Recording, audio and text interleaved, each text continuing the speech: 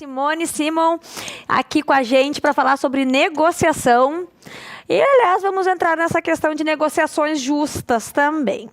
Bom, especialista em negociação, vamos aproveitar e perguntar, né?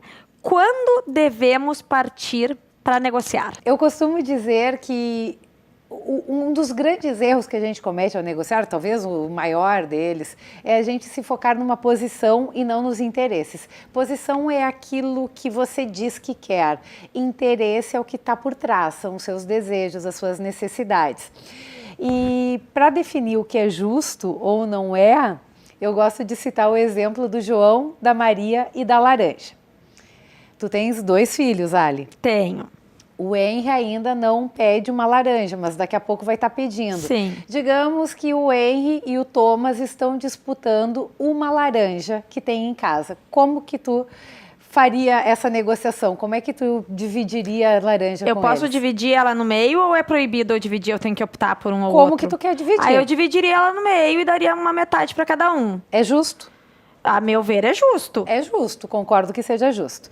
Mas aí passa um tempinho e tu, como uma boa mãe, vai ver o que o Thomas e o Henry estão fazendo com as suas metades da laranja. E daí tu vai ver que o Henry está preparando um bolo para a vovó e está usando a casca de laranja para decorar o bolo. E o Tomás está fazendo um suco, porque ele quer tomar o suco. Então, foi um princípio de negociação justo? Foi justo, mas não atendeu aos interesses das partes. Olha só, é mesmo! Então, entender qual é o interesse, saber, fazendo perguntas, que é a forma mais eficiente de você conseguir obter todas as informações que você precisa para chegar a um acordo que seja positivo para os dois lados, que seja um acordo ganha-ganha, é perguntar: por que vocês querem a laranja? E quando a gente consegue entender quais são os interesses que estão em jogo num processo de negociação, você consegue fazer com que hajam não partes vitoriosas, porque se há um vencedor é porque há um perdedor, e isso é ruim num processo de negociação, mas você vai fazer com que você tenha partes satisfeitas. E aí não importa se eu estou com a casca da laranja ou com a laranja, importa que eu tive a minha necessidade atendida. Negociação não significa perder. As pessoas muitas vezes elas nem sequer iniciam um processo de negociação porque elas têm medo de serem passadas para trás, de que vão levar a pior, de que serão enganadas, e muita gente realmente faz um jogo muito sujo através de mentiras, através de humilhação, de enganar o outro. E o que eu defendo é que haja um processo claro, focado no relacionamento de longo prazo. Porque se você não demonstrar até quais são os seus interesses, você pode eventualmente fazer um acordo momentâneo, mas talvez esse acordo não seja cumprido e por isso há tanta quebra de contratos no Brasil. É inacreditável, é por isso que tem tanta reclamatória trabalhista, é acima da média, assim, é fora da curva essa questão de quebra de contrato aqui? É muito acima da média. Tudo é possível de ser composto em uma mesa de negociações se houver interesse real de ambas as partes? Eu acho que existem coisas que não são negociáveis. E isso basicamente se refere em termos de princípios e valores. Se tu quiseres me oferecer uma propina para que eu feche um contrato contigo, eu não aceito.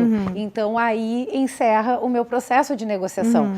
Agora é até interessante a gente saber quais são os nossos valores como profissional, como prestador de serviço, como um fornecedor, enquanto pais, quais são os nossos valores? E dentro disso, aí a margem de negociação não existe. Sim. Ou ela vai ser muito mais inflexível. E é por isso que é importante saber, não vale a pena a gente comprar todas as brigas. E a gente negocia por quê? A gente negocia quando há um conflito ou quando há um impasse.